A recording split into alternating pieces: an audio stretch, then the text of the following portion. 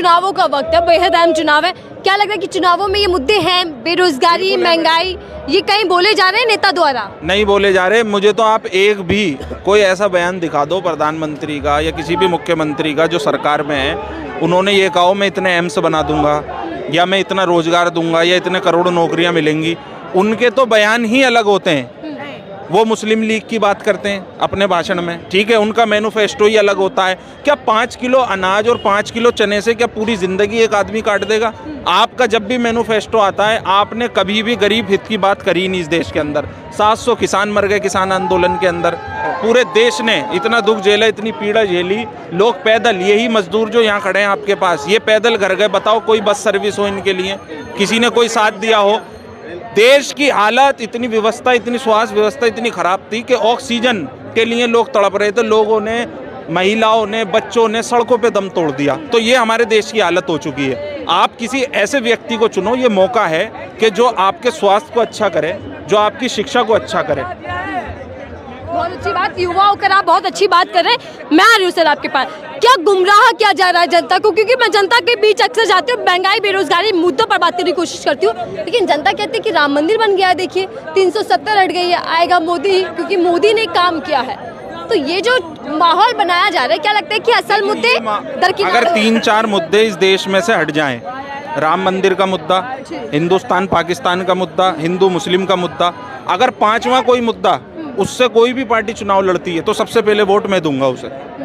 लेकिन इस टाइम देश के अंदर सिर्फ ये 3-4 मुद्दे हैं जो हमारी देश की मीडिया, वो तीसरा स्तंभ है देश का। और वो ही मीडिया, अब मैं अगर मीडिया 24 घंटे मेरा फेस दिखाएगी तो मेरी फेस वैल्यू इस देश के अंदर कुछ और होगी।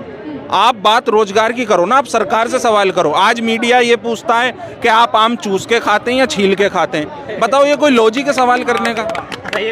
आज मीडिया को ये सवाल करने चाहिए, आप बताइए आपने कितने एम्स हॉस्पिटल बनाए, आपने कितने लोगों को रोजगार दिया? आप ये बताओ, तेल का रेट उस टाइम पे क्या था 2013 में, आज 2024 के अंदर क्या है? इस मुद्दे पे बात हो ना। एक व्यक्ति जो दिल्ली का मुख्यमंत्री अरविंद केजरीवाल, ईडी द्वारा उसको गिरफ्तार किया जाता है। देखिए, देश के अंदर कोई भी भ्रष्ट नेता हो, अगर वो गलत करता है तो देश के अंदर हमारे कानून है, सुप्रीम कोर्ट है, आप सजा दो साबित होने के बाद। लेकिन चुनाव के ही टाइम पर क्यों मुख्यमंत्री गिरफ्तार? देश की आज़ादी से लेकर आज तक कभी भी एजेंसियों का इतना दुरुपयोग नहीं हुआ जो आज की बैठी मौजूदा सरकार कर रही है। सबसे बड़ा मुद्दा पीएम मोदी का बयान कल ही आया, जब वो मीडिया से बातचीत कर रहे थे। उन्होंने कहा कि सीबीआई और ईडी से वही व्यक्ति डर रहा है जिसने कहीं ना कहीं चोरी की है, घोटाला किया है। उनका कहना सही है कि चोरी की है, घोटाला, लेकिन वो घोटाला साबित तो हो। एक व्यक्ति ने, कोई भी गरीब आदमी, उसका बच्चा प्राइवेट स्कूल में नहीं पढ़ सकता, उसके पास इतना वेतन नहीं है, अगर वो सरकारी स्कूल में उसको इस स्तर की शिक्षा मिल रही है तो क्या ये गलत है देश के लिए? अगर मुझे मेरे घर के अंदर बिजली फ्री, पानी फ्री मिल रहा है तो क्या मेरे अंदर ये मतलब इस देश के लिए, दिल्ली की राजधानी के लोगों के लिए गलत है ये? लेकिन भ्रष्टाचार भी तो एक बड़ा मुद्दा है। महिलाओं, अभी देखिए, एक देश के नागरिक में और एक अंधभक्त में कितना फर्क है।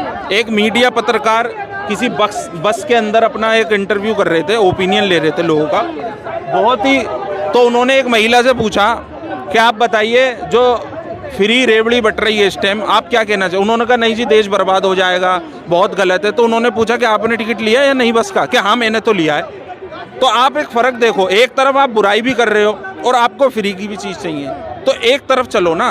एक आदमी हमारे टैक्स से ही हमें सुविधा दे रहा है। अगर मैं इस देश के अंदर मैं माचिस भी खरीद रहा हूँ तो मैं उस पर भी टैक्स दे रहा हूँ। मैडम जी, ये आदमी कह रहे हैं केजरीवाल का ईडी ने, ये बताइए कि ये नौ नोटिस आने के बाद में भी, जो मुख्यमंत्री हो करके 9 नोटिस आने के बाद मुझे एक 163 का नोटिस आ जाएगा थाने से, एडमिनिस्ट्रेटिव, जो जिसको सिस्टम बोलते हैं।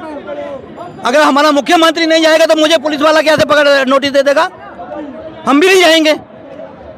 कौन उसका जिम्मेदार है? वो हमारा आइकॉन है, उसको जाना चाहिए। जब प्रधानमंत्री और मुख्यमंत्री जब जो ना नरेंद्र मोदी थे, 12-12 घंटे कांग्रेस ने उसको बैठाया, कोई बीजेपी का वर्कर बाहर नहीं गया, किसी ने एजिटेशन नहीं किया।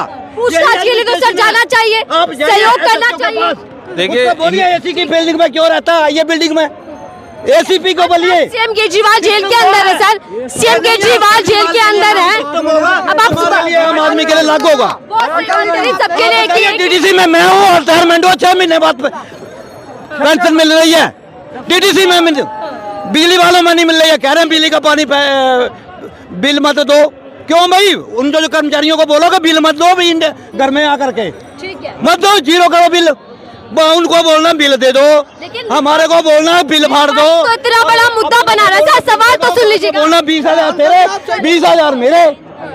ठीक है, अब- ठीक है, आ रही हूँ। DDC सर की बात- सवाल नहीं सुन रहे आप, सवाल सुनेंगे तो जवाब होगा, ऐसे थोड़ी ना होगा। मैं चाह रहा हूँ एक डीडीसी की बात है।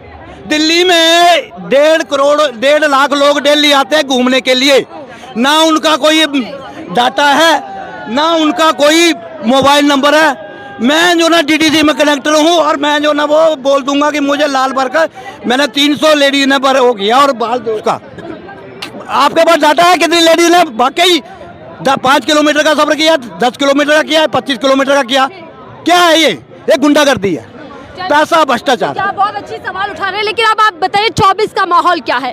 क्या गारंटियां पूरी हो पाई बीजेपी सरकार की ओर से? गारंटी कौन नहीं हुई? सब गारंटी पूरी हो गई। कौन नहीं हुई बताइए पहले। काम गिना दो ना आप सरकार के। बताइए केजरीवाल 5 काम। काम गिना दो सर, आप सरकार के 5 काम गिना दो। कांग्रेस गवर्नमेंट ने आप बताइए। बात पाएंगे कांग्रेस केजरीवाल बाद में, अभी बीजेपी पर रहते हैं। बीजेपी ने क्या किया? कितने एम्स बने हैं, कितनी वंदे भारत बनी है, ट्रेनें बनी है, रेलवे स्टेशन देखिए, बाथरूम में तो देखिए। रेलवे टिकट कितना महंगा हो गया, गरीब आदमी सफर क्या कहना है? है। जी सर, वो कह रहे बहुत काम हो गया देश में। बताइए आप क्या पूछ रही हैं, बताइए। मौजूदा सरकार ने कितना काम किया देश के लिए?